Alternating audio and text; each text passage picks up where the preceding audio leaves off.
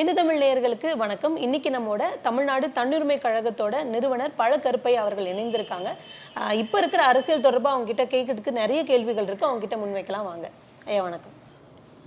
கூட்டணி கட்சிகள் வந்துட்டு திமுக மேல பெருசா விமர்சனங்களை வைக்கலன்னு சொல்லி நீங்க சொன்னீங்க. ஆனா அவங்களோட பிரதான நோக்கம் என்னன்னா இப்போதைக்கு 10 ஆண்டுகள் வந்துட்டு பாஜக ஆட்சியில் இருக்காங்க. அவங்கள கீழே இறக்கணுங்கிறதா பிரதான நோக்கங்கிற அடிப்படையில் நாங்க முழுசா அது மேல தான் கவனத்தை வைக்கிறோம். That is not a secular party, that is a communal party. So we have to fight against them tooth and nailங்கிறத நான் ஒத்துக்கிறேன். அது முதலில் இறக்கப்பட வேண்டும் என்பதற்கு 100க்கு 100 நான் உடன்படுகிறேன். ஆனால் ஒரு குறிப்பிட்ட கூட்டத்தை ஒதுக்கி வைத்ததன் மூலம் அந்த ஆட்சி கேடு செய்வது போல நதிநீர் சிக்கலில் நமக்கு எதிராக நடந்து கொள்வதன் மூலம் நம்முடைய நாடு வறண்டு போகும், பாலைவனமாகும் என்பதும் இதற்கு இணையான ஒரு சிக்கல் தான். இது ஒரு சாதாரண சிக்கல் இல்லை. அவர் ஏதோ ஒரு சின்ன காரியத்தில் நமக்கு ஒரு காரியம் செய்யவில்லை, ஆகவே பரவாயில்லை பொறுத்து கொள்வோம் என்பது போல இல்லை. நம்ம ஒரு 4 இட்லி சாப்பிட போனோம், ஒரு இட்லியை பிடுங்கி விட்டார் என்பது பெரிய விஷயம் இல்லை. முற்றிலுமாக சாப்பாட்டையே பிடுங்கி விட்டார் என்றால் நாம் செத்து போவோம். அதுபோல் மேகதாது தஞ்சாவூரை பாலைவனமாக்கும். ஆகவே இங்கே வா, என்ன நியாயம்? கோர்ட்டு சொன்ன தீர்ப்புப்படி நீ தண்ணீரை விட நான் பெற்றுக்கொள்கிறேன், முடிந்து விட்டது. இனி புதிதாக கொண்டு வந்து நீ மேகதாதுவை கட்டி அங்கிருந்து தண்ணியை தேக்கி இது செய்வாயேயானால் உன்னோடு நான் கூட்டு வைத்து முஸ்லீம் மக்களை வெறுக்கிறாய் என்பதற்காக பிஜேபியோடு கூட்டு வைத்து கொள்ளக்கூடாது. That is a communal party என்பது எந்த அளவுக்கு நியாயமான காரணமோ அதே அளவு நியாயமான காரணம் மேகதாதுவில் அணை கட்ட வேண்டும் என்று விடாமல் சொல்லுகின்ற ஒருவனோடு கூட்டு வைத்து கொள்ளக்கூடாது. முல்லை பெரியாரிலே இடிப்பேன் என்று சொல்லுகின்ற ஒருவனோடு கூட்டு வைத்துக் கொள்ளாது. So you should not have A type with CPM and Congress. மக்களிடம் சொல், நான் அதனால் தான் இவர்களோடு கூட்டு வைத்துக் கொள்ள மறுத்துவிட்டேன். மக்களுக்கு நன்மை செய்வதற்காகத்தான் கூட்டணி, ஆட்சியை பிடிப்பது. மக்களுக்கு பகையாக வரும்போது நான் உங்களுடைய பக்கம்தான் நிற்பேன் என்று ஒரு கட்சி சொல்லுமானால் அது நியாயம். அதே சமயத்தில் பிஜேபியினுடைய கம்யூனல் ஆட்டிடியூட் அதற்கு எதிராகவும் நான் நிற்பேன். சொல்லு, ஆட்சிக்கு வருகிறோம், வராமல் போகிறோம். ஆனால் கொஞ்ச காலத்திற்கு பிறகு நீ தான் ஆழ்வாய். ஒரிசாவிலே பட்நாயக்கன் ஆழ்வது போல நீ ஊழலை விட்டுவிட்டால் பட்நாயக் போல நீனும் 35 ஆண்டுகளுக்கு ஆழ்வாய். நீ ஆளு, பட்நாயக் தகப்பனார் ஆண்டார், பட்நாயக் ஆண்டார், வரிசையாக ஆளுகிறார்கள். நீ ஆளு, உன் மகன் ஆளட்டும், பேரன் ஆளட்டும், நியாயமாக ஊழல் இல்லாமல் நடந்து கொள்ளுங்கள், மக்களுடைய கொள்கைகளை முன்வைத்து போராடுங்கள், கூட்டணி சேருங்கள் அல்லது அறுத்து கொள்ளுங்கள். எல்லாவற்றையும் ஒழுங்காக செய்தால் நீங்கள் டினாஸ்டி என்று சொல்வார்களே, பரம்பரை ஆட்சி, அந்த பரம்பரை ஆட்சியை பற்றி எங்களுக்கு ஒன்றும் பகையில்லை. எங்களுக்கு நல்ல ஆட்சி தர முடியும் என்றால் கிரீடம் கூட சூட்டிக் கொள்ளுங்கள். வாரிசு அரசியல் பற்றி நம்மளுக்கு அதில் விமர்சனங்கள் வாரிசு அரசியல்னு சொல்கிறது நம்மளுக்கு பெருசாக. நீ யோக்கியனாக இருந்தால் பட்நாயக் யோக்கியன், பட்நாயக் மகன் யோக்கியன் 30 ஆண்டுகளாக ஒரிசாவை ஆளுகிறான். அந்த நாட்டில் ஒரு லஞ்சமும் இல்லை, அவன் பையில் 10 ரூபாய் வைத்துக் கொள்வதில்லை. அதுபோல் நீனும் யோக்கியனாக இருந்து மக்களுடைய கொள்கைகளுக்காக முடிவுகளை எடுக்கக்கூடியவனாக இருந்தால் நீ ஆளு, மகன் ஆளட்டும், பேரன் ஆளட்டும், முடிவேறு சூட்டிக் கொள்ளுங்கள் என்று சொல்கிறேன். வைரமுடி சூட்டிக் கொள்ளுங்கள். எது நம்ம அசோகன் தானே நாடாண்டவர்களிலேயே 2000 ஆண்டு காலமாக உலகம் வியக்கத்தக்க மன்னன். அசோகனை போல் ஒரு மனிதன் நாடாள கிடைப்பானே, ஆனால் ஜனநாயகத்தை கண்டுபிடிக்க வேண்டிய தேவையே ஏற்பட்டிருக்காது. எல்லா நாடுகளுக்கும் அசோகர்கள் கிடைப்பார்களே, ஆனால் எதற்காக ஜனநாயகம்? ஜனநாயகம் முட்டாள்தனமான அமைப்பு. It is a majoritarian autocracy, it is a democratic autocracy. நான் சொல்லுகிறேன், எல்லாம் 10 சிங்களவன் சேர்ந்தால் 3 தமிழனை அழிக்கலாம். அப்புறம் 10 வடநாட்டான் சேர்ந்தால் தமிழ்நாட்டில் இந்தியை திணிக்கலாம். எல்லாம் எண்ணிக்கை சார்ந்ததாக இருக்கின்ற ஒரு அமைப்பு நல்ல அமைப்பு இல்லை. லீஸ்ட் டிமெரிட்ஸ், குறைவாக என்ன, ஒரு நாளைக்கு we can change the government. அமைப்பே தப்பு. நான் சொல்லுகிறேன், இது ஒரு டெமோக்ராட்டிக் ஆட்டோக்ரஸி. வேறு என்ன, சிங்களவர்கள் 6ஆம் சட்ட திருத்தம் செய்து வைத்திருக்கிறார்கள். எவனும் நாடு என்று பேசினால் உடனே அவன் அறுத்தடிக்கப்படுவான், தூக்கிலிடப்படுவான். நீ சட்டம் போட்டால் 10 பேர் நீங்கள் கூடுதலாக இருந்தால் நீ போடுகிற சட்டமெல்லாம் ஒன்றும் அதெல்லாம் நியாயமே கிடையாது. அப்போ கூடுதல் முட்டாள்கள் போடுகின்ற சட்டத்தை குறைவான அறிவாளிகள் கடைபிடிப்பது தான் ஜனநாயகம். ஜனநாயகம் நல்ல அமைப்பே இல்லை. வேறு வழி இல்லாமல் இந்த இல்லாவிட்டால் பாகிஸ்தான் மாதிரி மிலிட்ரி ரூலின் கீழே அதை நவாஸ் ஷெரீஃபை ஊழல் செய்தான் என்று விரட்டுவார்கள். அப்புறம் நவாஸ் ஷெரீஃபை கொண்டு வந்து வைத்து கொண்டு கானை விரட்டுவார்கள். இது என்னது? இது மாதிரி கேவலமாக போய்விடும். பர்மாவில் நடக்கிறது, பாகிஸ்தானில் நடக்கிறது, இங்கெல்லாம் நடக்கிறது. அதனால் பரவாயில்லை, இட் இஸ் டாலரபிள். என்ன ஜனநாயகம் என்று நீ என்னிடம் கேட்டால் இட் இஸ் டாலரபிள். ஆனால் இப்பொழுது அது கூட முடியவில்லை, ரொம்ப மோசமாக போய்விட்டது. அதனாலே நான் சொல்லுகிறேன், நீங்கள் இந்த கூட்டணியிலே தவறு செய்கிறீர்கள். இந்த நதிநீர் பிரச்சனையை தீர்த்திருக்க முடியும், நீ தீர்க்க மாட்டாய். இந்த துரைமுருகனுக்கு ஒரு இடமும் தெரியாது. காட்பாடியில் அந்த மலையை தவிர வேறு எல்லா சொத்தையும் வாங்கிவிட்டார். கேட்டால் நெகமுளைத்த நாளாக நான் திமுகவில் இருக்கிறேன் என்று சொல்லுகிறார். திமுகவில் இருந்ததினாலே தான் மலை தவிர எல்லாவற்றையும் வாங்க முடிந்தது. நீ மாறிக்கொண்டே இருந்திருந்தால் வாங்க முடியுமா? அங்கேயே இருந்தாய். ஆகவே கட்சி மாறுவதல்ல, கட்சியில் இருப்பதும் கூட நாம் சுரண்டுவதற்காகத்தான். ஒன்றிலேயே நிலைத்திருப்பது கூட சுரண்டுவதற்காகத்தான். ரொம்ப பேர் ஏன் மாறாமல் இருக்கிறார்கள் என்று சொன்னால், மறுபடியும் மிதக்கும், நம்முடைய தெப்பம் மறுபடியும் மிதக்கும், மறுபடியும் தண்ணீர் வரும். இப்பொழுது கொஞ்சம் வறட்சியாக இருக்கிறது, எதிர்க்கட்சி ஆளுகிறது, மீண்டும் நம்ம தான் ஆளுவோம். 50 ஆண்டுகளாக மாறி மாறி ஆளுகிறார்கள். அதில் வசதியற்றவனே கிடையாது. வேலுமணி, தங்கமணி, எடப்பாடி, அவர் இவர், ஸ்டாலின், அப்புறம் துரைமுருகன், யார் 11 மந்திரி சிறைக்கு போவதற்காக காத்திருக்கிறார்கள் திமுகவில். ஒரு செந்தில் பாலாஜி இல்லை, ஒரு பொன்முடி இல்லை, 11 பேர் காத்திருக்கிறார்கள். வேகமாக வழக்குகள் நடந்து முடிந்தால் புழல் சிறைச்சாலையிலே தான் திமுக ஆட்சியை நடத்த வேண்டிய கட்டாயம் வரும். இப்போ இவங்க மேலே போட்டிருக்கிற இந்த வழக்கு, அமலாக்கத்துறை வர்றது எல்லாமே பாஜக அவங்களோட அழுத்தத்தினால அமலாக்கத்துறை எப்படியான வழக்குகள்? நீ செய்யாத தப்பா அவன் சொல்லலையே. நான் ஒன்று சொல்லுகிறேன், பாஜக அவர்கள் அமலாக்கத்துறையை பயன்படுத்தி அந்த நாயை ஏவி உன்னை பிடிக்கிறார்கள் என்று நீ சொன்னாலும் கூட, திருடன் அல்லாதவனை இந்த நாய் பிடித்தால் நாம் சண்டை போடலாம். ஏவப்பட்டது ஒரு நாய் தான், அது குறிப்பிட்டு இன்னார் மீது போ என்று ஏவப்படுகிறது, திமுக அமைச்சர்களின் மீது ஏவப்படுகிறது. அதை நாம் துறைகளை பயன்படுத்தி தன்னுடைய காரியங்களை சாதிக்கிறார்கள் என்று சொல்கிறோம். அது நியாயம். ஆனால் ஏவப்பட்டது யோக்கியனின் மீது அல்லவே. ஏவப்பட்டது சவுக்கு மேலே குண்டாஸ் போட்டால் நாம் கேட்கலாம், சவுக்கு மேலே ஒரு பிரிவின் மீது வழக்கு தொடுத்தால் கேட்க மாட்டோம். சரி, நீ வழக்காடி வெற்றி பெற்றுக்கொள். பெண்ணை இழிவுபடுத்தி இருந்தால் வழக்காடி வெற்றி பெற்றுக்கொள், அவ்வளவுதான். குண்டாஸ் எதற்கு இதற்கு போடுகிறாய் என்பதுதானே கேள்வி. ஆகவே இவர்கள் அமலாக்கத்துறை, நான் கேட்கிறேன், 38,000 கோடி ஆற்று மணலில் சுரண்டுவதற்கு 5 கலெக்டர்கள் உதவியாக இருந்தார்கள் என்று அமலாக்கத்துறை வழக்கு போட்டது, துல்லிதமான சான்றுகளோடு. சரியா? 5 பேரும் இப்பொழுது அலைந்து கொண்டிருக்கிறார்கள். இப்பொழுது நாங்கள் 5 பேரும் பார்வையாளர்களை தவிர, collectors were spectators. They could not do anything because it is according to the order from the government. அப்படின்னு சொல்லிவிட்டால் எவன் உத்தரவு போட்டானோ அவனிடம் போய்விடும். இவர்கள் சொல்வார்களா, இவர்களே மாட்டிக்கொள்வார்களா என்பதை நாளை பார்ப்போம். நான் சொல்லுகிறேன், 38,000 கோடி ஆற்று மணல் அள்ளப்பட்டது, 4,000 கோடி கருவூலத்தில் வரவு வைக்கப்பட்டது, 34,000 கோடி சுரண்டப்பட்டிருக்கிறது. இது யாரால் சுரண்டப்பட்டது?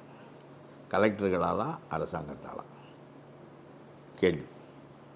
இது வேண்டுமென்றே போடப்பட்ட வழக்கு என்பதை விட ஒரு நியாயத்தின் மீது போடப்பட்ட வழக்கு தான். இன்னும் பல பேர் மீது போடவில்லை என்பதை அப்புறம் வைத்துக்கொள்வோம். நம்முடைய ஜனநாயகத்தின் இளவு கூட்டுதல் இவ்வளவுதான். இது செய்ததே பெரிய காரியம். நான் சொல்லுகிறேன், இந்த திமுக 34,000 கோடியை கொள்ளையடிக்காமல் வைத்திருந்தால், நீ ஒரு குடும்ப தலைவிக்கு 1,000 ரூபாய் கொடுக்குற, சரியா? அதுக்கு 11,000 கோடி செலவழிக்கிறது. நீ 3,000 ரூபாய் கொடுக்கலாம், 33,000 கோடி செலவழியும். மீதம் 1,000 கோடி இருக்கும். ஆண்களையும் இலவசமாக பேருந்தில் போச்சுடலாம். இவ்வளவு காரியங்களை செய்வதற்கு எது தடையாக இருந்தது என்றால், ஒரு பங்குக்கு வரவு வைக்கிறாய், 10 ரூபாய்க்கு 1 ரூபாய் வர வைக்கிறார்கள். 4,000 கோடி உள்ளே வருகிறது, 38,000 கோடி வெளியே போகிறது. 10 ரூபாய் நம்முடைய மக்கள் பணம் அங்கே போனால் 1 ரூபாய் வரவாகிறது, 9 ரூபாயை நீ சுருட்டி கொள்கிறாய் என்றால் it is costly government. We don't need this democracy. இதுதான் என்னுடைய கருத்து. இதை நான் வந்து I have to educate the people, so I have started a new party. அவ்வளோதான். சார், இப்போ நம்ம மக்களவை தேர்தல் நடக்கிறனால கொஞ்சம் நம்ம சென்ட்ரல் பக்கமாக கொஞ்சம் போவோம். இப்போது பாஜக வைக்கிற இந்த பிரச்சாரத்தை நீங்கள் எப்படி பார்க்குறீங்க? ஏன்னா தொடக்க முதலாக பிரதமர் மோடி அவங்க சொல்கிறது மதவாதம், நிறவாதம், தென்னிந்தியா வட இந்திய பிரச்சனை. ரொம்ப கடைசியில் நான் வந்து தமிழ்நாட்டில் 3 பேரை உளறுவாயர்கள் என்று சொல்வேன். உளறல் மன்னர்கள். ஒருத்தர் நம்ம ஆளுநர் ஆர்.என். ரவி, இன்னொருத்தர் அண்ணாமலை, இன்னொரு ஆள் சீமான். இவர்கள் என்ன பேசுவார்கள் என்றே தெரியாது, எதுவும் பேசுவார்கள். சரி, இப்போ 4வதாக பிரைம் மினிஸ்டர் சேர்ந்து விடுவாரோ என்று அஞ்சுகிறேன். அவர் சொல்லுகிறார், பயாலாஜிக்கலாக நான் பிறக்கவில்லை, தாய்க்கு பிறக்கவில்லை என்று சொல்கிறார். தாய் இருந்தது வரையிலும் தாய்க்கு பிறந்திருப்பேன் என்று நினைத்தேன். என்னுடைய தாயார் இறந்த பிறகு நம்முடைய பிறப்பு தாய் வழியாக நிகழ்ந்ததில்லை, நாம் இவரை தாயார் என்று கொண்டாடி இருக்கிறோம் வளர்ப்பின் காரணமாக என்று நினைத்தேன் என்று சொல்லுகிறார். உலகத்திலே தாயின் வழியாக பிறக்காத ஒருவன் யாரும் கிடையாது. மேரிக்கு பிறந்தவர் தானே கிறிஸ்து. ஜோசப்புக்கு பிறக்கவில்லை, தூய ஆவிக்கு பிறந்தார் இறைவனுடைய கட்டளைப்படி என்பது வேறு. ஆனால் அதற்கு ஒரு மேரியை தேர்ந்தெடுத்தார்களே, மாட்டு தொழுவத்தை தேர்ந்தெடுத்தார்களே. இயேசுவினுடைய பிறப்பை ரொம்ப கண்ணதாசன் பிரமாதமாக சொல்வார். அதாவது மாணிக்க தொட்டிலுக்கு வாய்க்காத பெருமையெல்லாம் ஆணிரை தொழுவினுக்கு ஆரடித்தார் என்கோவே என்று சொல்வார். மாணிக்க தொட்டில் படுக்க வேண்டியவன் நீ, ஆனால் மாணிக்க தொட்டில் பெருமை இழந்தது, மாட்டு தொழுவம் சிறப்படைந்தது என்று சொல்வார். அவருக்கே ஒரு மேரியை தேர்ந்தெடுத்து இறைவன் பிறக்க வைத்தானே, அதை விட கூடுதலாக நம்முடைய மோடி நேரடியாக வானத்திலிருந்து இறங்கினாரா? பிறந்த வழியை சொல்ல வேண்டும் அல்லவா? அவர் அப்படி தான் சொல்கிறாரு. எல்லாம் பேசினால் ஒரு நாட்டினுடைய தலைமை அமைச்சர் ஜவஹர்லால் நேரு, லோகியா, கிருபலானி, வல்லபாய் பட்டேல், ராஜாஜி, எவ்வளவு பெரிய தலைவர்கள் இருந்த நாட்டில் ஒரு பிரதம மந்திரியாக இருக்கின்ற ஒருவர் நான் வந்து உடல் சேர்க்கையின் காரணமாக பிறக்கவில்லை என்று சொன்னால், இதெல்லாம் ஒரு பிரதம மந்திரி சொன்னால் உலக நாடுகள் முழுவதும் சிரிக்காதா என்று கேட்கிறேன் நான். பட்டினத்தார் சொல்லுகிறார், மனிதன் பிறப்பிலிருந்து சாவு வரையிலும் சொல்லுகிறார். எப்படி மனிதன் உருவாகிறான் என்று சொல்லுகிறார். இப்போ இவர் இப்படி பேசுறதுக்கான காரணம் என்னவா? அதை நான் என்ன அவருக்கே தாங்க முடியல அவருடைய பெருமையை என்று தான் எனக்கு தோன்றுகிறது. இப்போ இது எதிர்க்கட்சிகள் அவங்க சொல்றது வந்து அவருக்கு இப்போ தோத்துருவாங்கங்கிற அந்த இது தெரிஞ்சிருச்சு வெளிப்படையா. இல்லை, தோத்துருவாங்கங்கிறதுக்காக அவர் இதை சொல்ல வேண்டியதில்லை. இதை சொல்கிறாரு, இந்து பெண்ணின் கழுத்தில் இருக்கிற தாலியை பிடுங்கி முஸ்லீமுக்கு கொடுத்து விடுவார்கள் என்று சொல்வதன் மூலம் he wants consolidation of Hindu votes. அது எனக்கு புரிகிறது. ஆனால் நான் பயாலாஜிக்கலாகவே பிறக்கவில்லை, சேர்க்கையின் மூலம் பிறக்கவில்லை என்று சொல்வது எந்த அறிவுக்கும் பொருந்தாது. பட்டினத்தார் ஒரு பாட்டு சொல்வார், தமிழும் சேர்த்து நாம் பேசுவோம். ஒரு மடமாவது ஒருவனுமாகி இன்ப சுதந்திர பிள்ளை எப்படி பிறந்து கடைசியில் ஒருபடி சாம்பலாகின்ற வரையிலும் அந்த வாழ்க்கையை நீட்டி கொண்டு போவார். எப்படி அவன் உருவானான் என்றால் ஒரு துளியில் உருவானான் என்று சொல்வார்.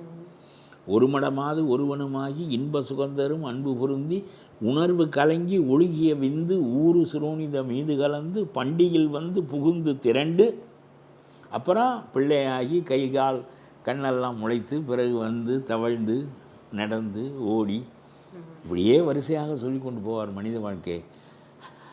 அப்படித்தான் மனித வாழ்க்கை. அவர் அப்படி தான் பிறந்தார். சித்தர் உலகத்தில் இருக்கிறவனாலும் அப்படித்தான் பிறந்தார். புத்தர் ஒரு தாய்க்குத்தான் பிறந்தார்.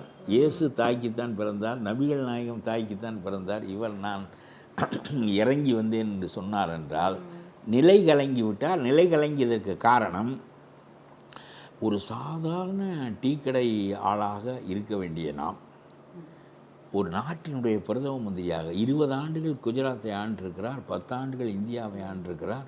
இவ்வளவு பெரிய நிலையை நாம் அடைய வேண்டும் என்று சொன்னால் கடவுள் நம்மை சிறப்பாக படைத்திருப்பார். ஏதோ ஒரு நோக்கத்திற்காக படைத்தார் என்று சொன்னார். ஆனால் உன்னுடைய நோக்கம் டிமானிட்டைசேஷன், பீப்புள் சஃபர்ட்.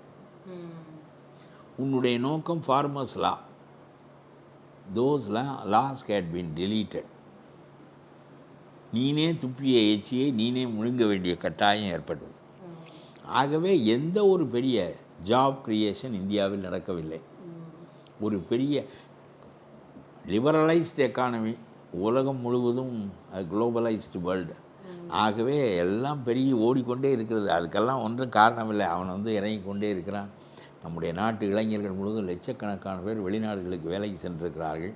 அவர்கள் எல்லாரும் ஒயிட் காலர் ஜாப்புக்கும் சில இடங்களில் ப்ளூ காலர் ஜாப்புக்கும் சென்றிருக்கிறார்கள். அவர்கள் அனுப்புகிற பணம் முழுவதும் கிராமங்களில் உள்ள வங்கி வரையிலும் வருகிறது. கிராமங்களிலெல்லாம் வங்கி ஏற்பட்டதற்கு காரணம் இவர்களுடைய பணத்தை வைப்பு தொகையாக வைப்பதற்காகத்தான். புதுவையிலே ஒரு பஞ்சாப் நேஷனல் பேங்க் என்ற ஒரு பேங்க் வந்தது. ஏன்னா இந்த ஊரிலே 12 பேங்க் எப்படி வந்தது என்று கேட்டேன். புதுவையில் இந்த பகுதி இளைஞர்கள் எல்லாரும் வெளிநாட்டில் இருக்கிறார்கள், ஐரோப்பாவிலும் அமெரிக்காவிலும். ஆகவே ஏராளமான பணம் இருக்கிறது, இருக்கிற வங்கி பூரா இங்கே வந்து விட்டான் என்று சொன்னார்கள். இந்த நாட்டுக்கு பெரிய வருமானமே, நான் ஒன்று சொல்கிறேன், நீ ஆச்சரியப்படுவாய். நாம் ஏற்றுமதி செய்வதனால் வருகிற வருமானத்தை விட நம்முடைய இளைஞர்கள் சம்பாதித்து அனுப்புகிற இதனால் வருகிற வருமானம் தான் நம்முடைய ஃபாரின் எக்ஸ்சேஞ்ச் முழுவதும் சர்வீஸ் ஓரியன்ட். நாம் இங்கிருந்து we do not export anything, we are exporting our youths. Service oriented economy. மற்றதெல்லாம் வரவில்லை என்று சொல்லவில்லை, திருப்பூரிலிருந்து சொல்லவில்லையா, அது மாதிரி நான் மொத்த பொருளிலே சொல்கிறேன். ஆகவே அவர் என்ன அப்படி செஞ்சார் என்று தெரியவில்லை. ஆனால் அவர் மறுபடியும் வெற்றி பெற்று விடுவார் என்று ஒரு சாரார் சொல்லுகிறார்கள். காங்கிரஸ் ஆட்சிக்கு வந்து விடும் என்று இன்னொரு சாரார் சொல்லுகிறார்கள். இவன் சொல்வதெல்லாம் நான் நம்புவதில்லை, ஓட்டுப்பெட்டியை திறக்காத வரையிலும். ஏனென்றால் இந்த லயோலா காலேஜுக்காரன் எத்தனையோ தரம் சொல்லி தப்பாக போனது, அந்த வடநாட்டு ஏஜென்ட்டு திமுகவுக்கு ஏஜென்ட் ஆகிறது தானே, அவன் சொன்னது எத்தனையோ தரம் தப்பாக போனது. அதெல்லாம் உண்மையிலே ஓட்டுப்படி 30,000 பேரை இவர்கள் பரிசோதனை செய்கிறார்கள். பெரும்பாலும் ஆன்லைனிலும் மற்றதிலும் 30,000 பேர், 12 லட்சம் பேர் வாக்காளர்கள் ஒரு எம்பி தொகுதிக்கு. 30,000 பேரை வைத்து நீ எப்படி முடிவு செய்வாய்? 30,000 பேர் நீ மேட்டுக்குடி மக்களை தான் பிடிப்பாய், இல்லை என்றால் ஒரு 10 பேர் கிராமத்துக்கு போய் சேருவாய். இது போதுமான இது இல்லை. ஆனால் ஒரு சோறு பதம் என்பது சரியானது தான். ஆனால் எல்லாம் ஒரே மாதிரியாக வேகும். மனிதர்கள் ஒரே மாதிரியானவர்கள் இல்லை. ஒரு பானையில் உள்ள சோறு முழுவதும் வேவது என்று வந்துவிட்டால் ஒரே மாதிரியாக வேகும். ஆனால் மனிதர்கள் அப்படி அல்ல. இதெல்லாம் கண்டுபிடிக்க முடியாது. எத்தனையோ தரம் உங்களுடைய ஆய்வுகள் பிழையாக போயிருக்கின்றன. நான் என்ன சொல்லுகிறேன் என்றால், காங்கிரஸ் அதற்குள்ளும் கிளம்பி விட்டார் நம்முடைய ஸ்டாலின். மந்திரி சபையிலே போய் பெரிய இடத்தை வைக்க வேண்டும் என்று, பெரிய துறைகளை வாங்க முடியாது என்றால் ஆவண்ணா ராஜாவை வைத்திருக்கிறதே. அவர் 2Gயில் அடித்தார், இப்பொழுது 5G வந்திருக்கிறதே, 6G வரப்போகிறதே. 2Gக்கே 1,70,000 கோடி, 6Gயில் அடித்தால்.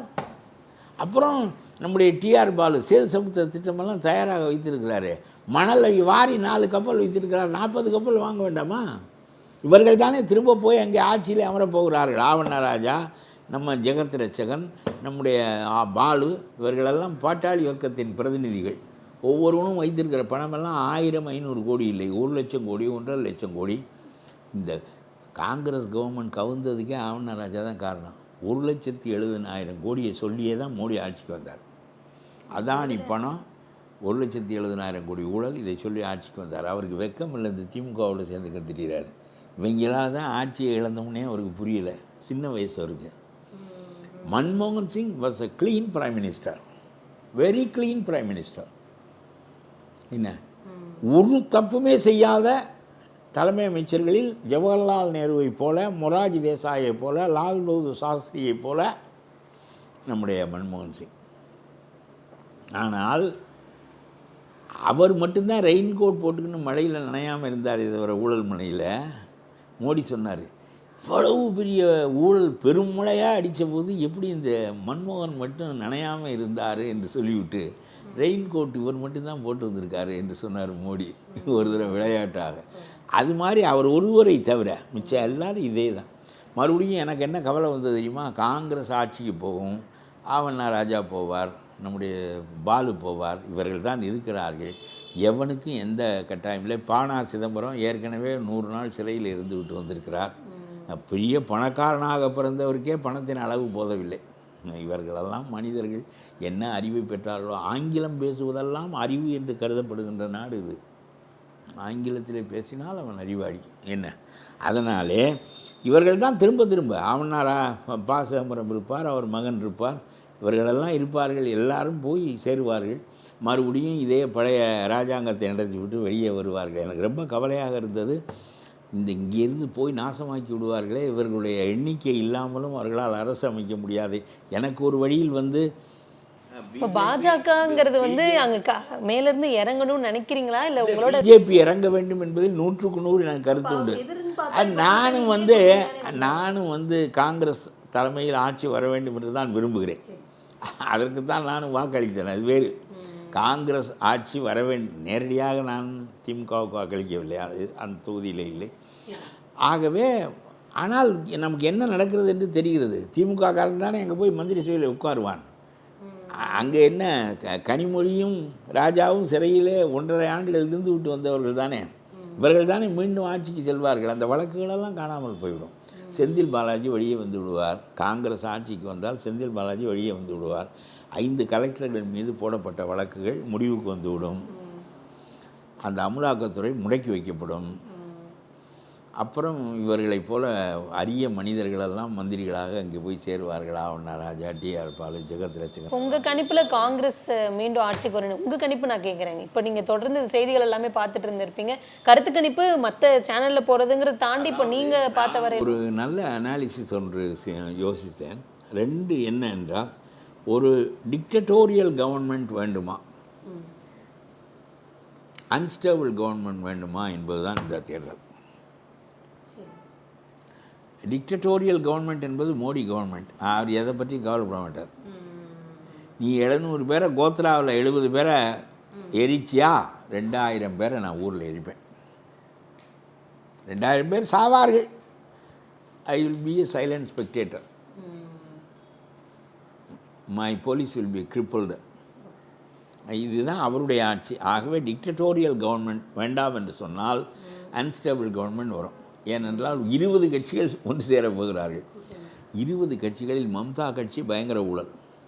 25,000 ஆசிரியர்களுக்கு ஒரு ஆளுக்கு 40 லட்சம் ரூபாய் வாங்கி கொண்டு 6 ஆண்டுகளாக அவர்களை வேலையில் வைத்திருந்து எல்லா பணத்தையும் திருப்பி கொடு என்கிறான் உயர்நீதிமன்றத்தில். இவ்வளவு பெரிய ஊழல். மம்தா சின்ன வீட்டில் இருப்பார். இதில் 2 வகை. அதாவது நம்முடைய கருணாநிதி குடும்பத்தில் அவர்களும் சம்பாதிப்பார்கள், மற்றவர்களையும் சம்பாதிக்க விடுவார்கள். நம்ம மம்தா அவர் எதுவும் பண்ணுகிறாரா என்று தெரியவில்லை. ரொம்ப எளிய வீட்டில் தான் வாழ்கிறார். கீழே இருக்கிறவன் பூரா அடிக்கிறான்.